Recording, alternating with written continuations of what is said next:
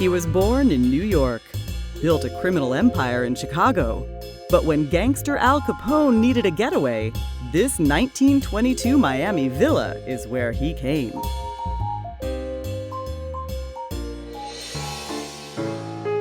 We're currently at the infamous Chicago gangster's home, 93 Palm Island in Miami Beach, Florida. He lived here from 1928 till 1947 when he passed away.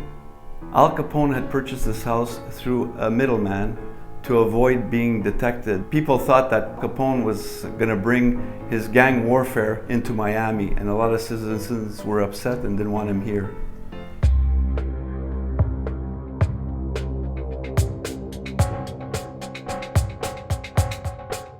Al Capone spent approximately $100,000 in upgrades. A new 6-foot wall that went all around the compound, searchlights. He also put a guardhouse up to put his gangster bodyguards. He was a very wanted man by rival gangs. Many types of gangsters that walked here from Chicago, New York. We had Frank Nitti, we had Anthony Accardo, we had Rocco and Charlie Fischetti, his cousins. They would come here, especially in the late 40s. They came to see Al when he was ill. He lived with his wife May, his son Sonny Capone, his mother, his brothers would also come and stay over. In the early 1920s, it was having big parties in this place. You could see gangsters milling around the place. As he got older and more sick, he would be found fishing. I've always been a Capone historian. I found out that the truth was much better than the Hollywood fiction.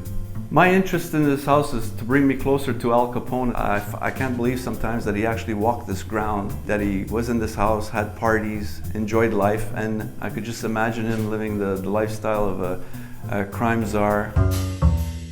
The grotto and the little bridge was supposed to be a focal point to entrance of all visitors. A lot of the Capone family would like to get in front of it and take pictures. Entirely made out of coral. There's seashell patterns, there's a waterfall. The bathroom, especially downstairs, reflects a lot on Al Capone's taste. Gold and black.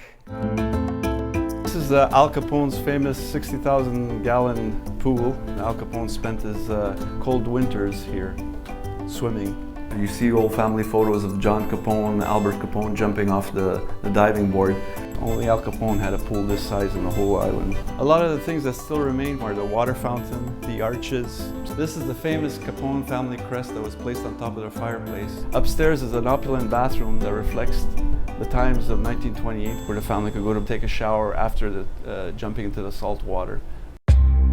Here in 1929, February 14th, during the St. Valentine's Day Massacre, he was conveniently visiting the DA's office in Miami to have himself an ironclad alibi.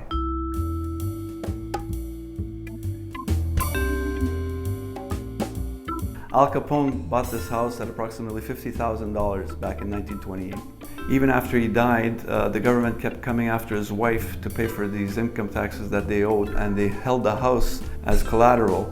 Finally, they relented and let her sell the house, in which she did back in 1952. She sold it for $64,000. I think that the price of the house is valid for the reason of the historical value and why Al Capone lived here, and I think it's well worth it. If you're a history buff, he'd probably say, oh boy, and they said I had a racket.